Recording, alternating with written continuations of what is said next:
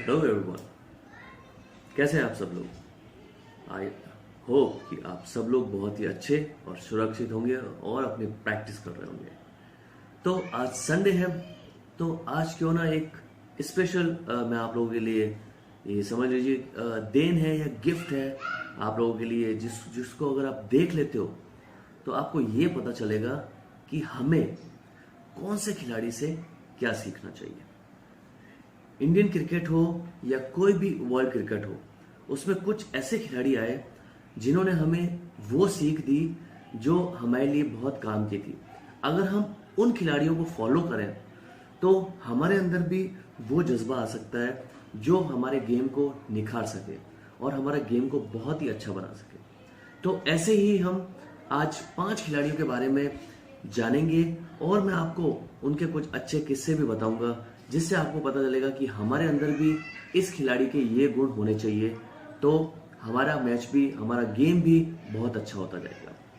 तो आइए शुरू करते हैं बिना टाइम वेस्ट किए हमारा ये 5 प्लेयर्स जो आपको बहुत ही 5 important lessons of life of game देंगे। So let's get started. तो हमारे पहले खिलाड़ी हैं राहुल द्रविड़। जी हाँ, राहुल द्रविड़, जिसे हम कहते हैं the wall of cricket. Rahul Dravid एक वो खिलाड़ी हैं जिनसे हमें सीखना चाहिए कैसे फोकस किया जाता है गेम पर। जब वो आते थे मैदान के अंदर तो वो अपने गोल से कभी भी नहीं भटकते थे। उन्हें मालूम है कि उनका काम है रन्स बनाना और टीम को जिताना।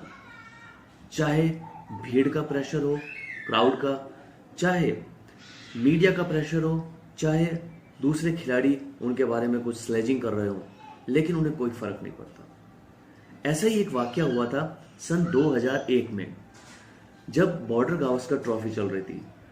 तो राहुल द्रविड़ के बैट से बॉल लगा और माइकल स्लेटर ने बॉल को कैच किया, लेकिन थर्ड एम्पायर के पास जब वो डिसीजन गया तब पता चला कि माइकल स्लेटर से बॉल थोड़ी सी दूर रह गई थी और वो प्योर कैच नहीं था। उससे नाराज होकर माइकल स्लेटर ने स्लेजिंग स्टार्ट किया और तंग करना शुरू किया राहुल द्रविड़ को। लेकिन राहुल द्रविड़ भी कहां झुकने वाले थे।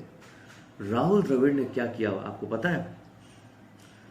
उन्हें कोई मतलब नहीं था कि कौन क्या बोल रहा है। वो वापस से तैयार हुए, वापस से अपना गेम स्टार्ट किया, फोकस किया और अपने गेम को खेलते चले गए। और वर्ल्ड की बेस्ट टीम जो ऑस्ट्रेलिया, उनके सामने वो रन स्कोर करते चले गए और टीम को जिता दिया। उसके बाद में सबसे खास बात तो तब हुई जब माइकल स्लेटर ने उस मैच के बाद में राहुल द्रविड़ को बताया और उनके बारे में लिखा कि मैं उस महान खिलाड़ी के सामने मैं माफी मांगना चाहता हूं कि जिसको मैंने इतना तंग किया, स्लेजिंग किया, एब्यूजिव लैंग्वेज बोला, लेकिन फिर भी वो टस से मस नहीं हुआ और गेम की तरफ फोकस करते हुए उन्होंने एक बहुत ही पावरफुल टीम के सामने बहुत ही अच्छा परफॉर्म किया। तो माइकल स्लेटर ने कहा कि मुझे ऐसा लग रहा था कि I am animal and he is a gentleman, क्योंकि मैंने जो किया वो गलत किया और उस दिन से वो मेरे हीरो बन गए। तो इस तरह से हमें सीखना चाहिए कैसे हमें फोकस करना है हमारे गोल पर, कैसे हमें टारगेट्स पर ध्यान देना है और बढ़ते चले जाना है, रन्स बनाना है, चाहे हमें कोई भी फैक्टर्स कितने भी अफेक्ट कर रहे हो। तो ये था हमारा फर्स्ट प्लेयर जिसे हमें फॉलो करना चाहिए, उनके स्टाइल को फॉलो करना चाहिए। तो हमारे जो नेक्स्ट खिलाड़ी हैं वो है youth icon and star cricketer of India. जी हाँ, विराट कोहली। विराट कोहली वो एग्रेसिव खिलाड़ी थे जिन्होंने अपनी ताकत के बलबूते पर इंडिया को बहुत सारे मैचेस जिताए। तो हमें उनसे क्या सीखना चाहिए? उनसे सीखना चाहिए उनका एग्रेसिव नेचर, और वही ये एग्रेसिव नेचर के कारण उन्होंने अपने टीम को सिंगल हैंडेडली जिताया है। तो कैसे जिताया? लेकिन एग्रेसिव होना अच्छी बात है, लेकिन अगर उस एग्रेशन को आप सही जगह पे, सही वक्त पे अगर आप यूज नहीं करेंगे तो वो गड़बड़ हो जाती है। जो एग्रेशन है ना, वो दो धारी तलवार की तरह है, आगे वाले को भी काट सकती है और खुद को भी नुकसान पहुंचा सकती है। ऐसा ही कुछ हुआ जब अपने अर्लियर फेज के अंदर विराट कोहली जब नए नए थे, तो एग्रेसिव तो बहुत थे, लेकिन क्या होता था कि वो उनका एग्रेशन सही जगह और सही प्लेस पर नहीं होता था। तो उन्होंने एक बार 2012 में सिडनी क्रिकेट ग्राउंड पर किसी स्पेक्टेटर, जो ऑडियंस बैठी होती है, उनको मिडिल फिंगर बताई अपने हाथ से। तो वो उसके लिए उनको काफ़ी आलोचनाओं का सामना करना पड़ा। तो एग्रेसिव तो थे वो, लेकिन वो सही उसको यूज़ नहीं कर पा रहे थे, एग्जीक्यूट नहीं कर पा रहे थे। लेकिन जैसे जैसे वो गेम में खेलते गए, आगे सीखते गए और अपने आप को इम्प्रूव किया, तो उन्होंने अपने एग्रेशन को चैनलाइज किया। एग्रेशन को चैनलाइज करने के बाद में हुआ ये कि बहुत ही इजीली उन्होंने अपने एग्रेशन को बैटिंग के अंदर शो किया, अपनी फील्डिंग के अंदर शो किया, अपनी कैप्टनशिप के अंदर शो किया, और उसी एग्रेशन की वजह से उन्होंने टीम इंडिया को एक अलग मुकाम पे पहुंचाया, जो आप सब जानते हैं। तो ओवर द इयर्स धीरे धीरे उन्होंने अपने एग्रेशन को कंट्रोल किया और एग्रेशन को कैसे सही जगह पर यूज करना है वो उन्होंने सीखा। तो हमें विराट कोहली से सीखना चाहिए कैसे एग्रेशन सही जगह से यूज करने से सही जगह पे यूज करने से हमें बेनिफिट मिलता है। माइकल क्लार्क ने विराट कोहली के बारे में एक बार बोला था कि जो आपके विराट कोहली के जैसा मैंने एग्रेशन कहीं नहीं देखा। विराट कोहली का एग्रेशन उनकी बहुत बड़ी स्ट्रेंथ है, जो उनको एक सबसे अलग बनाती है, और अपने टीम के परफॉर्मेंस को सुधारने में उनका एग्रेशन बहुत काम में आता है। चाहे वो टीम को एक साथ रखना हो, बांध के रखना हो, या टीम को जिताना हो, या खुद की परफॉर्मेंस। अब वो बैटिंग एग्रेसिवली करते हैं, फील्डिंग एग्रेसिवली करते हैं, और टीम को सपोर्ट करते हैं, कैप्टनशिप एग्रेसिवली करते हैं, यानी एग्रेशन को वो सही तरीके से यूज करना सीख गए। तो आप भी बच्चों विराट के एग्रेशन को सीखें और उसी एग्रेसिव तरीके से गेम के अंदर परफॉर्म करें। अब मिलते हैं हमारे तीसरे खिलाड़ी की तरफ। जो हमारे तीसरे खिलाड़ी हैं, उन्होंने 1998 से लेकर 2008 तक क्रिकेट खेला, और 44 मैचेस के अंदर उन्होंने 208 विकेट्स लिए विद एन एवरेज ऑफ 29.2। जी हाँ, मैं बात कर रहा हूं उस महान खिलाड़ी की जिसका नाम है स्टुअर्ट मैकगिल। स्टुअर्ट मैकगिल उस जमाने में आए थे जब शेन वॉर्न राज कर रहे थे। 1992 से लेकर 2007 तक शेन वॉर्न का जादू चलता था स्पिन के अंदर, और स्टुअर्ट मैकगिल भी बहुत ही अच्छे लेग स्पिनर थे। लेकिन उन्होंने अपनी किस्मत को कभी भी ब्लेम नहीं किया, और वो एक परसिस्टेंस, अगर आपको सीखना हो तो उस खिलाड़ी से आप सीखें। परसिस्टेंस का मतलब होता है अटलता। उन्हें मालूम था कि वो टीम में कभी जगह बना नहीं पाएंगे, क्योंकि उसी समय में शेन वॉर्न अपना जादू बिखेर रहे थे। शेन वॉर्न जैसे महान खिलाड़ी के सामने उनको अपनी टीम में जगह बनाना बहुत ही मुश्किल था, लेकिन वो अटल रहे और अपना कर्म करते रहे। यही कारण था कि उन्होंने जब धीरे धीरे वो टीम में आते जाते, कभी कम रहते कभी ज़्यादा रहते, तो इस तरह से जब शेन वॉर्न नहीं होते तब उनको जगह मिलती, नहीं तो शेन वॉर्न हमेशा खेलते थे। तो इस तरह से उन्होंने खेला तो बहुत अच्छा, विकेट्स भी उन्होंने बहुत शानदार लिए, बहुत ही अच्छे बॉलर, बहुत ही अच्छे इंसान थे वो।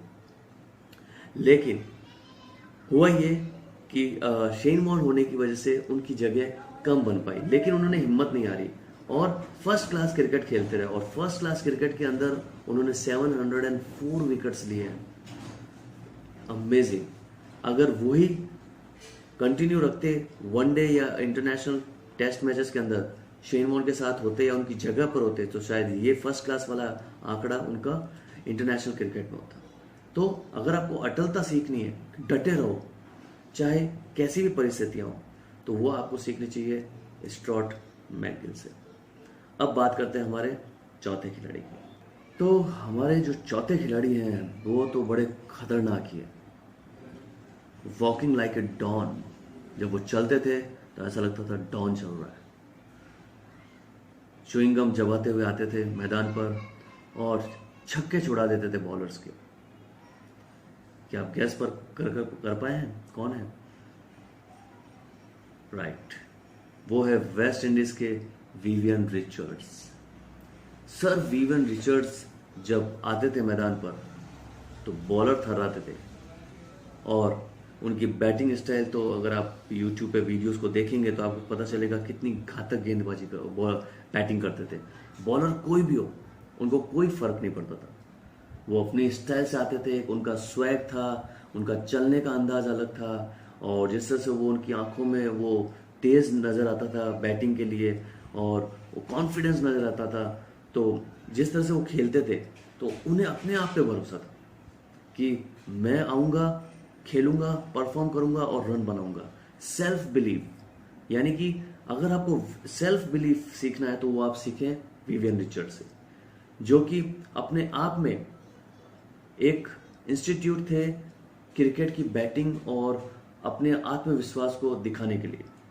यानी कि लोग कैसे भी बॉलर्स, जो उस समय के खतरनाक बॉलर्स थे, वो भी थर्राते थे इनके सामने बॉलिंग करने से, क्योंकि जब वो पिटाई करना शुरू करते थे तो कहीं रुकते नहीं थे और बल्ले उनके चलते थे। पर वो इसलिए कि उन्हें अपने आप पे भरोसा था, उन्हें मालूम था कि मैं जो सोच रहा हूं वो मैं करके दिखा सकता हूं। तो यही एक कारण था कि विवियन रिचर्ड्स बहुत ही अच्छे सेल्फ बिलीफ वाले खिलाड़ी थे। एक बार एक बैट्समैन खिलाड़ी ने उनके बारे में कहा था कि मैंने आज तक इतने कॉन्फिडेंस के साथ में किसी बैट्समैन को आते हुए नहीं देखा जैसे विवियन रिचर्ड्स आते हैं। तो विवियन रिचर्ड्स जो स्टाइल से आते हैं उनका अंदाज ही अलग है। कोई कोरियोग्राफ नहीं होता है, कोई स्पॉटलाइट नहीं है, बस वो आते हैं, स्टैंड एंड डिलीवर। इस तरह से उनकी बैटिंग का अंदाज था। तो विवियन रिचर्ड्स से अगर आपको सीखना है तो आप सीखो सेल्फ बिलीव और अपने अंदर वो जज्बा तैयार करो। राइट, तो अब शुरू करते हैं हमारा 5वें प्लेयर के बारे में। तो हमारे जो 5वें खिलाड़ी हैं जिनसे हमें सीखना चाहिए विल पावर, जानते हैं वो कौन है? जिन्होंने 6 छक्के मारे। अब आप समझ गए होंगे कौन है। यस, युवराज सिंह, किंग युवराज सिंह, जिन्होंने अपने विल पावर से इंडिया को 2011 का वर्ल्ड कप जिताया। उस समय जब उन्हें सांस लेने में तकलीफ हो रही थी, उन्हें पता चल गया था कि कहीं कुछ गड़बड़ है, और जब उन्होंने मेडिकल टेस्ट करवाया तब उनको पता चला कि उनके चेस्ट और लंग्स के अंदर, यहाँ पर हार्ट और लंग के बीच में एक 14 सेंटीमीटर की एक गांठ है, ट्यूमर है, जो कि कैंसर का ट्यूमर है। उसके होने के बावजूद भी आपको पता है उन्होंने बीसीसीआई को ये नहीं बताया, अपने टीममेट्स को ये नहीं बताया कि वो कौन सी डिजीज से गुजर रहे हैं, और उनको मालूम था कि टीम उस मुकाम पर है जहां पर हम वर्ल्ड कप जीत सकते हैं, और उन्होंने बल्कि वर्ल्ड कप ही नहीं जिताया, वर्ल्ड कप के साथ साथ वो मैन ऑफ द सीरीज भी रहे अपने उस वर्ल्ड कप के अंदर। तो ये थी उनकी विल पावर कि वो अंदर से अपने लिए, एक इंडिया के लिए, देश के लिए कुछ करना चाहते थे, और यही एक कारण था कि उन्होंने अपनी बीमारी को छुपाते हुए उस बीमारी से उभर कर उन्होंने टीम को वर्ल्ड कप जिताया। और आज सब जानते हैं कि 2011 का वर्ल्ड कप उनके लिए कितना इम्पोर्टेंट था। तो इस तरह से अगर आपको विल पावर सीखना है तो आप सीखें युवराज सिंह से, जो कि कैंसर से उभरने के बाद वापस से इंडियन नेशनल टीम के अंदर वापस आए 2012 के अंदर। तो इस तरह से उन्होंने बताया कि अगर आपके अंदर विल पावर है तो आप किसी भी बीमारी से वापस से उभर के आ सकते हो और अच्छा परफॉर्म करके अपने देश के लिए खेल सकते हो। तो इस तरह से ये थे वो 5 खिलाड़ी जिनके बारे में आज हमने आपको डिस्कस किया। तो इन 5 खिलाड़ियों के बारे में जो भी बताया गया है उनको अपनी रियल लाइफ में एज ए स्पोर्ट्समैन आप सेलेक्ट करें और एक अच्छे खिलाड़ी के रूप में आगे आए। आशा करता हूँ आपको ये ट्यूटोरियल बहुत ही पसंद आया होगा। अगर पसंद आया तो लाइक, शेयर और सब्सक्राइब कीजिए। So we will meet again, और ये है देसी क्रिकेट, देसी स्टाइल। नमस्ते।